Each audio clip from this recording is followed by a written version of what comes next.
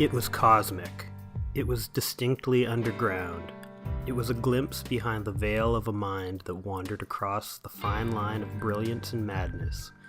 It captured a sonic sound wave that echoed off into the infinite universe but never returned. Syd Barrett's legacy is that of a legend, a martyr, and above all, a precautionary tale. And all of these elements linger around the famous album, Piper at the Gates of Dawn. At the most basic of explanations, Barrett was the original band leader of Pink Floyd. He named them, he sang for them, he played lead guitar, he was the primary songwriter, and his vision of the cosmos shaped the band's direction, music, and legendary stage performances. Like the story of Brian Jones, the original band leader of the Rolling Stones who was lost to an early death, Barrett's life is shrouded in mystery and intrigue. It wasn't that his passing was more significant than any other icons of music that we lost to the dark side of rock and roll at the turn of the decade. It was the fact that Barrett's brilliance was still in its infancy.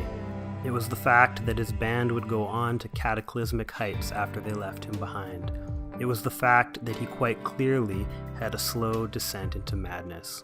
And more than anything, it was the fact that his madness was forever immortalized by Pink Floyd's most legendary albums, many acting as an obituary to his sanity and a declaration of their sorrow. As students, Roger Waters, Nick Mason, Richard Wright, and Syd Barrett connected and formed the Pink Floyd.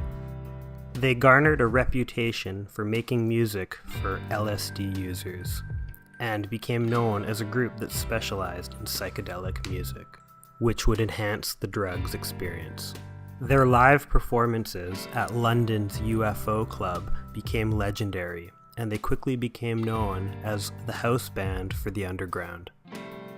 Avant-garde light shows paired with experimental psychedelic music took the genre to an entirely different level. Interstellar Overdrive, in particular, would run 30 minutes long on occasion when performed live.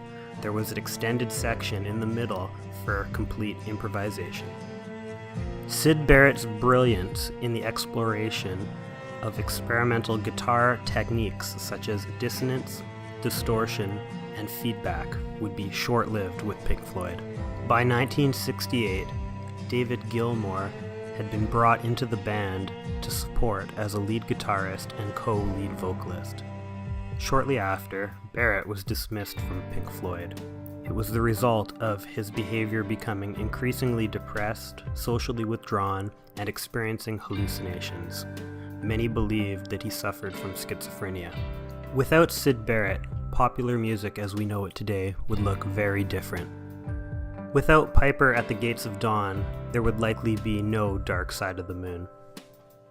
How different would our concert-going experience today be without the early experimentation at their live shows at the UFO? If Syd Barrett is remembered as anything, let it be that of all the pioneers of rock and roll, he might have been the greatest. But, like Icarus of Greek mythology, he simply flew too close to the sun and fell from the clouds far too young. Shine on, you crazy diamond.